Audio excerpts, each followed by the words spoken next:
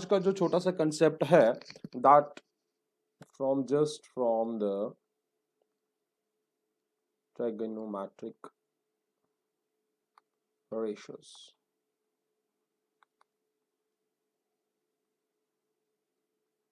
तो बच्चे सबसे पहले इसका नाम ही जो है, ट्राई का मीन्स है 3, सो मीन्स 3 साइड वाली जो साइड्स हैं उनका मीट्रिक होता है measurement.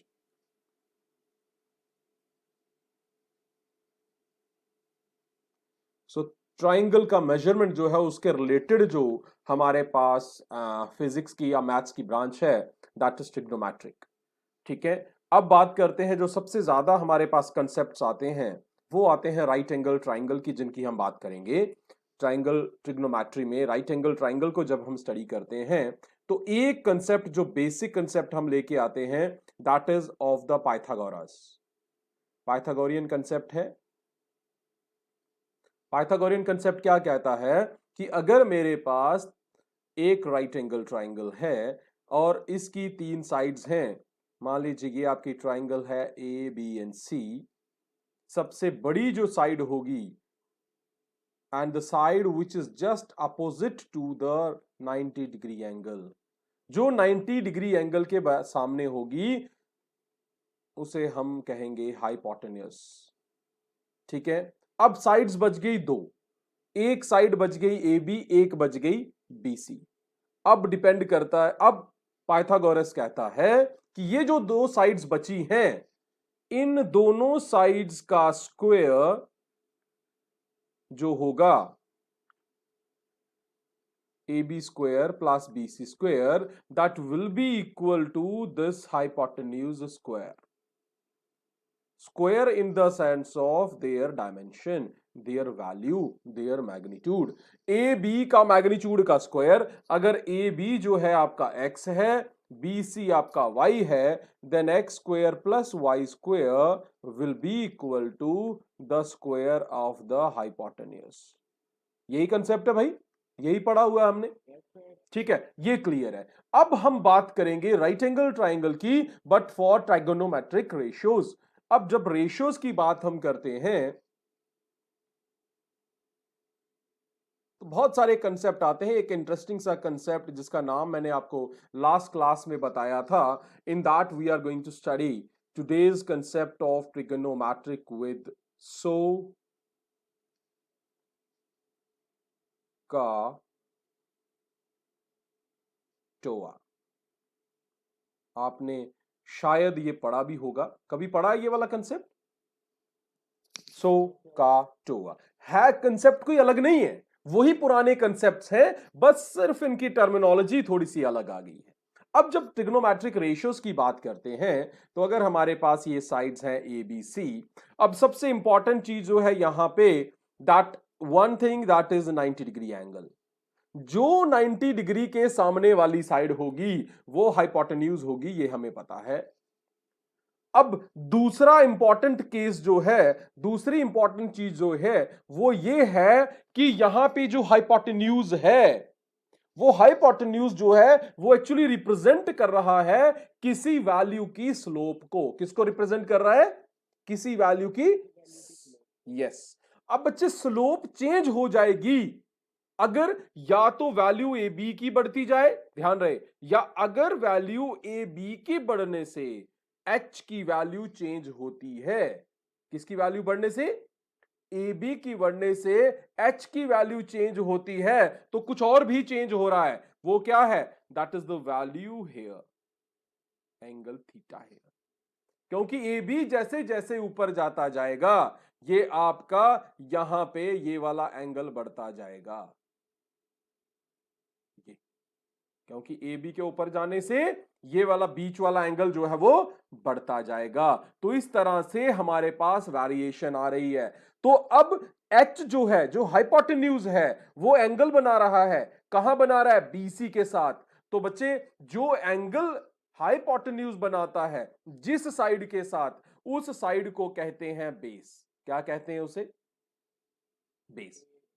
Otherwise A B is perpendicular to B C है ही, मींस ए बी भी 90 डिग्री बना रहा है, बीसी भी 90 डिग्री एक दूसरे के साथ बना रहे हैं। अब प्रॉब्लम यहां आती है कि बेस किसको लेंगे? तो भाई बेस उसको लेंगे जिसके ऊपर हाइपोटेन्यूज एंगल बना रहा है। तो अगर अगर आपका ये वाला कंसेप्ट जो है, अगर आपका बेस जो है वो एंगल बनाता है ए बी के साथ, मान लीजिए अल्फा एंगल बनाता है, तो अगर एंगल अल्फा लेंगे तो बेस कौन हो गया?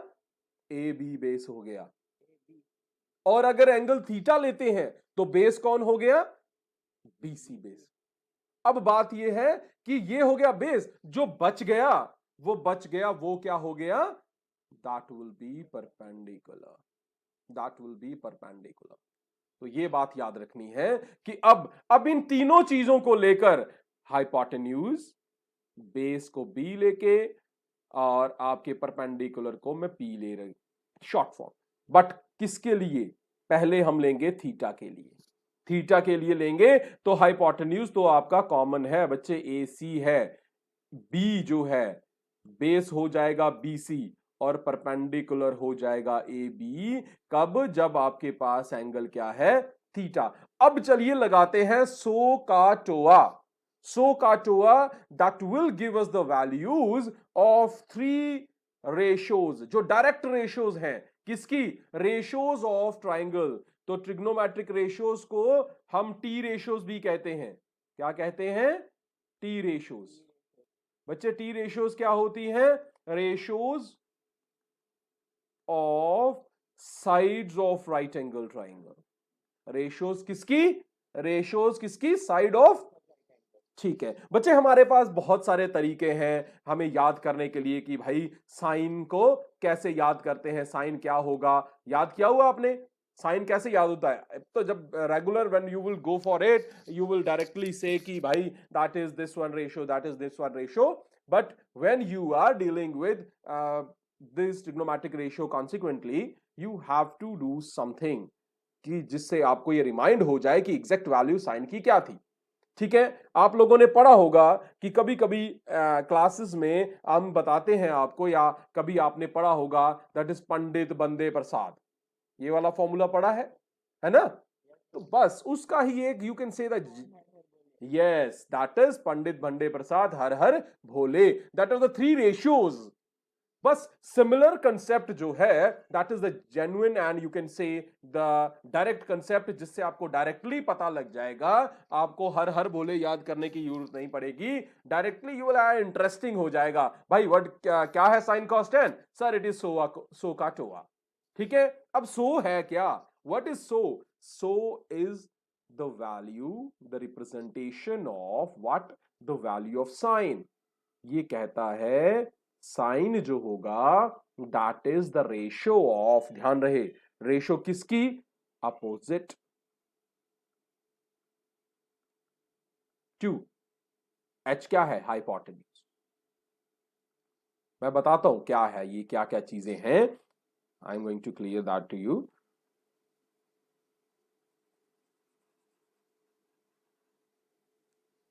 Second one is cos.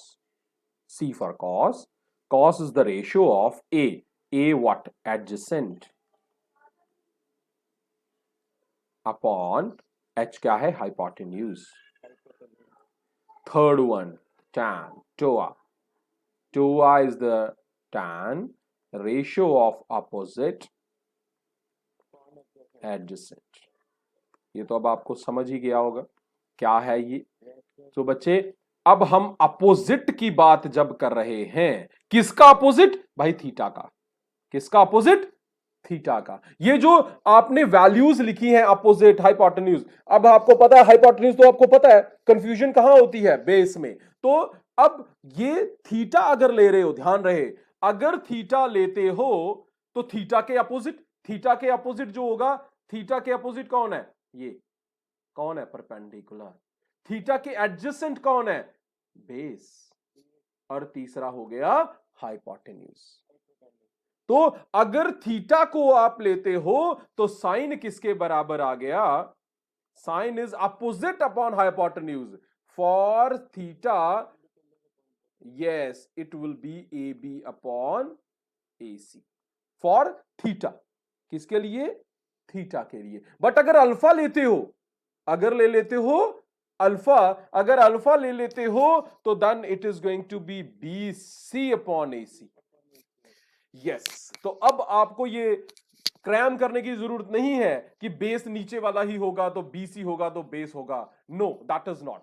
B base वो होगा जो किसके साथ होगा, किसके एडजेसेंट होगा? थीटा के एडजेसेंट होगा। परपेंडिकुलर वो होगा जो थीटा के अपोजिट होगा। तो यहां पे सो आपको बता रहा है, so that is opposite to theta, hypotenuse opposite to theta, up means opposite to angle. अब एंगल की बात कर रहे हैं, this adjacent it is adjacent to angle. जो भी एंगल आप लोगे, टेन अपोजिट किसका? एंगल का। एडजेसेंट किसका? एंगल का। एंगल थीटा लेते हो तो वैल्यू चेंज, अल्फा लेते हो तो वैल्यू कुछ और। तो इस तरह से आपके पास ये कंसेप्ट बन गया सोकाटोआ। समझ आया सोकाटोआ? है ना, एक नया कंसेप्ट बन गया। ये वही कंसेप्ट है, वहां पे हम याद करते थे, we used to have Pandit Bande Prasad Har Har Bhole. Pandit Bande Prasad, this was represented as P perpendicular upon hypotenuse, this is base upon hypotenuse, this is perpendicular upon base, this was sine, this is cos, this is tan। ये हमारा एक तरीका ये भी था।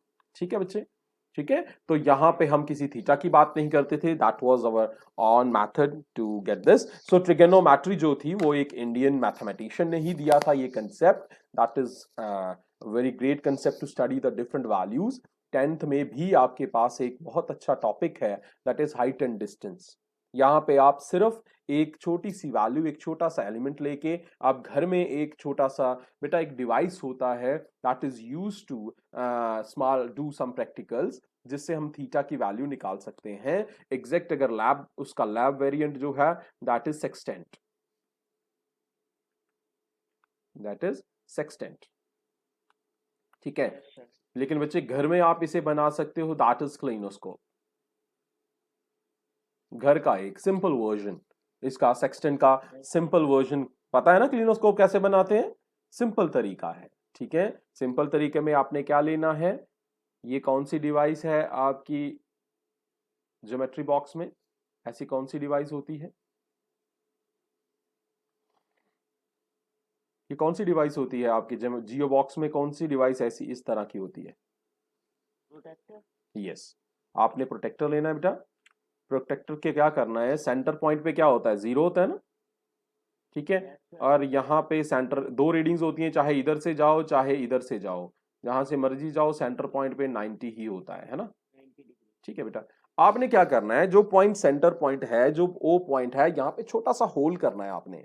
एक just heat up some pin and create a small hole. बेटा इस होल के साथ आपने क्या करना है, एक लगा लेना है स्ट्रॉ। क्या लगा लेना है, स्ट्रॉ। स्ट्रॉ थोड़ी मोटी सी हो, जिसके बीच में आपको आमने सामने दिख जाए, आर पार दिख जाए, जो पॉइंट आपने देखना है वो आसानी से दिख जाए। ठीक है, अब बेटा इस स्ट्रॉ को इस पॉइंट के साथ मूवेबल करना है, फिक्स करना है, जिस तरह से एक यू कैन से ट्रांसफार्मर की नीडल होती है ना, घर में स्टेबलाइजर की नीडल होती है, वो एक पॉइंट से मूव करती रहती है। सो इसे मूवेबल बनाना है, बट ध्यान रहे उसे फिक्स करने के लिए आपने उसके ऊपर पायर्स नहीं करना है, मींस बीच वाला जो व्यू है वो आपको साफ क्लियर दिखना चाहिए। किसका दिखना चाहिए, आपने दिखना है किसका, स्ट्रॉ का। ठीक है बेटा, अब जो स्ट्रॉ है बेटा ये मूवेबल है, ये आप 0 पे भी आ सकती है, 90 पे भी आ सकती है, इधर भी आ सकती है। ठीक है, आपने अब इस स्ट्रॉ को एक प्लेन लेवल्ड सरफेस के ऊपर रखना है, इस डी को, प्रोटेक्टर को एक सरफेस के ऊपर रखना है। स्ट्रॉ से देखना है जो इधर एंगल होगा वो 0 होगा। आप इस स्ट्रॉ को मूव करते जाना है, जिस भी हाइट को आपने देखना है स्ट्रॉ की हेल्प से। ये जो यहां से आप देखोगे, यहां पे आपको कोई ऑब्जेक्ट दिख रहा है, तो यहां पे आपको, यहां पे डी के साथ आपको क्या बन जाएगा, एक एंगल बन जाएगा। क्या बन जाएगा यहाँ पे, एंगल। समझ आई मेरी बात, क्या किया मैंने, ये। तो आपने स्ट्रॉ दिया, स्ट्रॉ से आपने देख ली हाइट, नीचे वाली हाइट बेस हो गई। बेस बेटा आपको पता है जहां मर्जी बनाओ, जितनी मर्जी हाइट पे हो, एंगल पैरेलल लाइन जो है वो सेम एंगल ही बनाती हैं सबके साथ, ठीक है। तो चाहे आप यहां पे इस लाइन पे बैठ के डी रखो, चाहे इस पे रखो, इस पे, these all angles will be same. तो यहां पे आपको एक चीज पता लग गई कि कितना एंगल आपके, जैसे घर की स्टोरी है, डबल स्टोरी है, या घर के बाहर लगा हुआ छोटा सा एक पेड़ है, पेड़ की हाइट जो है, उसका जो टॉप पॉइंट है, वो आपके वहां पे कितना एंगल बना रहा है, वो आप देख सकते हो, ठीक है बच्चे। अब यहां पे आपने क्या किया, आपको पेड़ के जड़ से, स्टेम से, रूट से, यहां से जहां पे आप खड़े हो, ये डिस्टेंस आप आसानी से मेजर कर सकते हो ना, ये तो आपके पास ही होगा पेड़। फिर आपने क्लिनोस्कोप से देखा कि इस पेड़ की टॉप यहां है, ये टॉप है, और यहां से क्लिनोस्कोप ये है बेटा, क्लिनोस्कोप का स्ट्रॉ ये है, आपने उससे डी के ऊपर एंगल बना लिया थीटा, ठीक है। थीटा बना रहा है, ये वाली साइड सबसे बड़ी है तो ये हाइपोटेन्यूज हो गया। हाइपोटेन्यूज किसके साथ है, हाइपोटेन्यूज अननोन है, ये मुझे पता नहीं है, हाइपोटेन्यूज जो है वो अननोन है, हमने मेजर नहीं किया, हमने सिर्फ मेजर क्या किया है, थीटा मेजर किया है, और एक्स मेजर किया है, एक्स की वैल्यू है कुछ मेजरेबल। एच यहां मिल गया, ये मिल गया, थीटा, तीन चीजें तो मिल गई। अब आप बच्चे जो कुछ मर्जी निकालो, जो मर्जी निकालो, ये परपेंडिकुलर है, एक्स आपका बेस है, तो बस आपके पास रेशियोज हैं परपेंडिकुलर अपॉन हाइपोटेन्यूज, ठीक है। दोनों अननोन है, पहले नहीं निकाल सकते हम, पहले हम ऐसी चीज निकालेंगे जिसमें बेस आता है। कौन आता है, परपेंडिकुलर अपॉन बेस, कौन होता है, tan थीटा। थीटा आपके पास है बेटा, निकाल लिया आपने क्लिनोस्कोप से।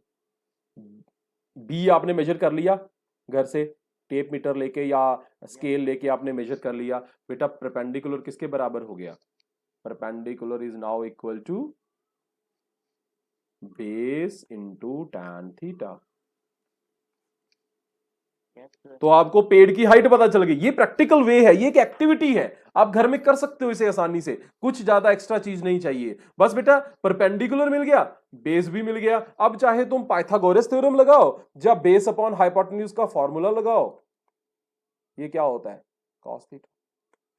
चाहे आप हाइपोटेन्यूज लगाओ, क्योंकि दो साइडें मिल गई हैं, तीसरी निकाल सकते हो, और या आप लगा लो cos थीटा, अगर cos थीटा की वैल्यू नहीं आती है तो simply perpendicular square plus base square that is equal to hypotenuse का स्क्वायर, है ना, h is B under root of P square plus B square. तो दोनों चीजें यूज हो गई, ट्रिग्नोमेट्रिक रेशियोज भी यूज हो गई और पाइथागोरियन थ्योरम भी यूज हो गई।